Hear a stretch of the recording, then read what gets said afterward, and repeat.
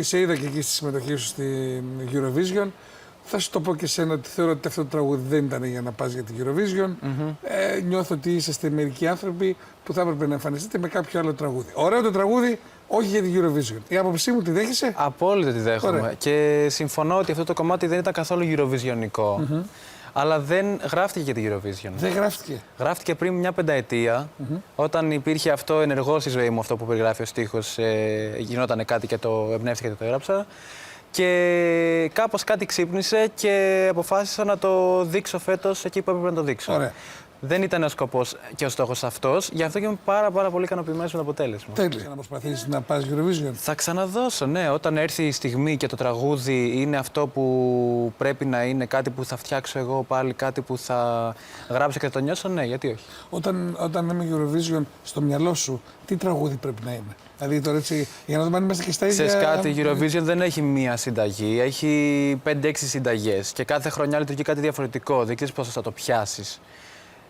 Πρέπει σίγουρα να είναι κάτι το οποίο είναι statement, κάτι το οποίο όταν το ακούς έχει μια πλήρη εικόνα, σου δίνει ένα πλήρες συναίσθημα και σε κουνάει με κάποιον τρόπο, είτε sad είτε happy. Εσύ με τι θα προτιμούσες να πας? Εγώ γενικότερα, επειδή είμαι λίγο sad άνθρωπος, πάντα προτιμώ το sad, μου βγαίνει πολύ πιο εύκολα, αλλά και εξερευνάω λίγο τις πλευρές του εαυτού μου στο happy του θέματος πλέον και προσπαθώ να γράφω λίγο πιο χαρούμενα τραγούδια. Δύσκολα. Ναι, αλλά προσπαθείς. Δεν μπορώ να σε φανταστώ δηλαδή σε τον Ακύλα να λες αυτό το τραγούδι και να χορεύεις πάνω στο σκηνή. Καθόλου. Να χορεύω full, να λέω αυτό το τραγούδι με αυτό το στίχο, δεν, ούτε κι εγώ με φαντάζομαι κάτι τέτοιο. Πώς φαίνεται ο Ακύλας? Πάρα πολύ ωραίο. Εγώ του είπα για συγχαρητήρια προσωπικά και όταν ήμασταν στα γυρίσματα, εγώ το μύριζα ποιος θα νικήσει, δεν χρειάζονταν καν να πούμε τίποτα άλλο. Του είπα καλή επιτυχία, τον λατρεύω, τον ξέρω προσωπικά και είμαι πάρα πολύ περήφανος. Το είπα γι' αυτό και του ίδιου. Και το τραγούδι, εγώ πιστεύω ότι έχει μία από τις συνταγές που λέγαμε πριν.